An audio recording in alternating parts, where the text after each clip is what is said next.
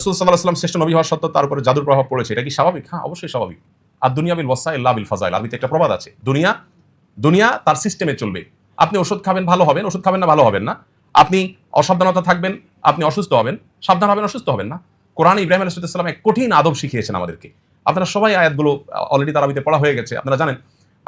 ওয়াল্লাযী হুয়া ইউহয়ী ওয়া ইউমীত, কি জানেন আয়াতটা? ওয়া ইযা মারিজতু ফাহুয়া ইয়াশফিন ওয়াল্লাযী ইউমীতুনি সুম্মা ইউহয়ীন। তিনি সে আল্লাহ পরিচয় দিতে গিয়ে তিনি তার কওমকে বলেছিলেন যে তিনি আমাকে জীবন দেন, তিনি আমাকে মৃত্যু দেন। এগুলো সবগুলো আরবি গ্রামার যারা বোঝেন, আরবি গ্রামার অনুযায়ী মুতাআদ্দি ফেল, অর্থাৎ এমন ক্রিয়া যে ক্রিয়াতে কর্তা এবং কর্ম আলাদা থাকে। তিনজন ব্যক্তির প্রয়োজন হয়, তিনটা লাগে, কর্তা লাগে, কর্ম লাগে, তারপর কর্মটা পতিত হবে, তিনটা লাগে। এরপরের বাক্যটা বলছেন ওয়াল্লাযী ওয়া ইযা মারিজতু ফাহুয়া ইয়াশফিন, আমি যখন অসুস্থ হই তিনি আমাকে সুস্থ করেন। অদ্ভুত এক জিনিস আসলে। ইব্রাহিম আলাইহিস সালাম বলছেন যে আমি যখন অসুস্থ হই আল্লাহ তখন আমাকে সুস্থ করেন। হওয়াটা দরকার ছিল কি? বিশেষ করে আপনারা যেহেতু মেডিকেল স্টুডেন্ট আছেন, টিচাররা আছেন, ডাক্তাররা আছেন, আপনাদের জন্য এটা খুব গুরুত্বপূর্ণ। রোগীদের অন্তত কাউন্সিলিং এর জন্য আমার মনে হয় খুব গুরুত্বপূর্ণ। ইব্রাহিম আলাইহিস সালাম বলছেন যে আমাকে তিনি জীবন দেন, আমাকে তিনি মৃত্যু দেন, আমাকে সবকিছু তিনি দেন, সব আল্লাহ করেন, এটা বললেন। রোগের বেলায় আসার পর বলছেন ওয়া ইযা মারিজতু, আমি যখন অসুস্থ হই। কেন এটা বললেন? এখানেও তো আগের পরের শব্দগুলোর দাবি ছিল এভাবে বলা, ওয়া ইযা ইউমরিজুনি ফাহুয়া ইয়াশফিন। আরবিতে এভাবে বলা উচিত ছিল, মানে আগেগুলোর মিলালে, যে আমাকে যখন আল্লাহ অসুস্থ করেন তিনি আবার সুস্থ করেন। অসুস্থতাটাকে আল্লাহর দিকে সম্বোধন করেন নাই, অসুস্থতাকে নিজের দিকে সম্বোধন করেছেন। কারণ অসুস্থতাটা আমি বাধাইছি, আমার অসতর্কতার কারণে, দোষটা আমার। আল্লাহ সুস্থ করেন আপনার অনুগ্রহে।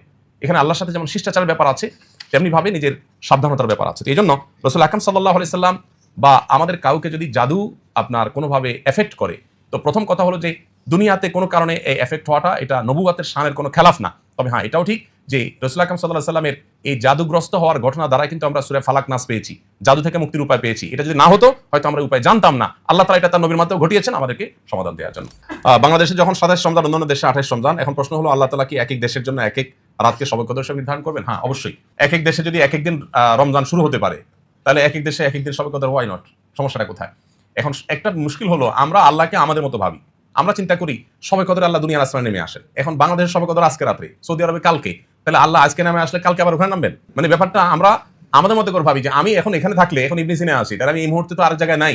কিন্তু আল্লাহ রাব্বুল আলামিন, তার শানটা হলো যে কোনো সৃষ্টির সাথে তার তুলনা চলে না। তিনি একই সময় কাউকে মৃত্যু দেন, একই সময় কাউকে জীবন দেন, একই সময় কাউকে হাসান, একই সময় কাউকে কাঁদান। তার সাথে তার জন্য একই সময় অগণিত কাজ করাটা এটা সাংঘর্ষিক না? আমাদের জন্য সাংঘর্ষিক। আমরা পারি না একসাথে একাধিক কাজ করতে, বা একসাথে বিপরীতমুখী কাজ আমরা করতে পারি না। আল্লাহ দ্বারা সবকিছু সম্ভব।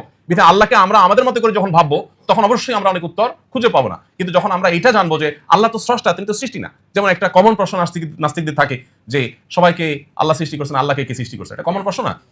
দেখুন, এই প্রশ্নটাই একটা অবান্তর প্রশ্ন। কারণ আল্লাহকে কে সৃষ্টি করেছেন, এই প্রশ্নের পেছনে লুকিয়ে আছে আল্লাহকে সৃষ্টি হিসাবে ট্রিট করা। তার মানে আপনি আগে ধরে নিয়েছেন যে আল্লাহ একজন সৃষ্টি, নাউজুবিল্লাহ, তাহলে তার স্রষ্টাকে। আল্লাহ যদি সৃষ্টি হয় তাহলে স্রষ্টা কে হবে? স্রষ্টা তো কাউকে হইতে হবে। যদি স্রষ্টা হবে, তার আবার সৃষ্টি যদি থাকে, তাহলে স্রষ্টা হলেন কোত্থেকে? তাহলে আল্লাহকে আপনি আপনার মতো চিন্তা করছেন যে আমার তো একজন স্রষ্টা লাগে, সবকিছুরই স্রষ্টা লাগে, তাহলে তারও লাগবে। এই উত্তরের প্রশ্নের মধ্যেই আমাদের ত্রুটি আছে। মহিলাদের ব্যবহৃত স্বর্ণের উপর যাকাত হবে কিনা? অবশ্যই হবে। তবে স্বর্ণের মালিককে সেটা আগে ঠিক করতে হবে। মালিককে স্বামী না স্ত্রীকে ঠিক করতে হবে। স্বামী যদি বলে স্ত্রীকে হ্যাঁ তোমাকে দিয়ে দিলাম, তাহলে যাকাত স্ত্রীর উপর প্রযোজ্য হবে। আর স্বামী বলে না তোমার পড়তে দিলাম, তাহলে যাকাত স্বামীর উপরে। এখন এই প্রশ্ন উত্তর আমি ক্লিয়ার পাই না, বহু জায়গায় আমি জিজ্ঞেস করছি। প্রশ্ন আসলে স্বর্ণের মালিকটা আসলে কি? মুখে বলার সময় বেশিরভাগ মানুষই তো চিটারি বাটপাড়িতে আমরা লিপ্ত। বলার সময় একবারে মানে উন্মুক্ত গলা বলে হ্যাঁ ডেফিনেটলি ওয়াইফের, কিন্তু সেই স্বর্ণটাই তার যখন বিদেশ যাওয়ার দরকার হয়, ওয়াইফের অনুমতি ছাড়া বলতেছে স্বর্ণগুলো দাও তো, বিক্রি করে একটু আমার 20,000 টাকা দিতে হবে, কত স্বর্ণ হয়ে যাবে? তো তারই যদি হয় তাহলে আপনি এটা বলার কি? আবার এই স্বর্ণ যদি মহিলা নিয়ে তার বাপের বাড়িতে তার ভাই বোনকে গিফট করে দেয়, আপনি তো চোখ বড় বড় করবেন, স্বর্ণ কই, ব্যাপার কি? তার স্বপ্ন সে দিয়ে দিলে, সে স্বর্ণ তার স্বর্ণ দিলে আপনি বলার কি? এই প্রশ্ন উত্তরটা আসলে ক্লিয়ার না বাংলাদেশে। স্বর্ণের মালিক আসলে কে? মুখে বলার সময় হ্যাঁ তোমার দিয়ে দিচ্ছি, কিন্তু আবার খবরদারি করার সময় মালিক সুলভ খবরদারি, এই দুটো তো সাংঘর্ষিক। এই জন্য মালিক যে হবে জাকাত সে দিবে, এটা ক্লিয়ার হইতে হবে। তবে হ্যাঁ, জাকাত আরেকজন দিয়ে দিতে পারে তার অনুমতি সাপেক্ষে।